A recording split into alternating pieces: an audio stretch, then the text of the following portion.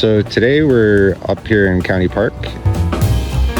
We're just tearing down the old existing fence. Probably after that we'll get around to digging some of the post holes.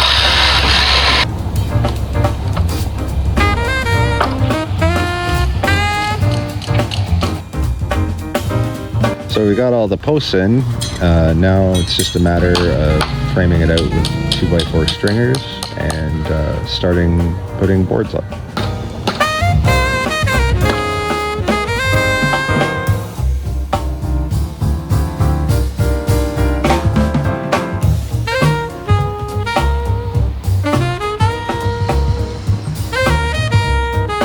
Today we're just going to board this fence. It's good neighbor style, so that's boards on both sides.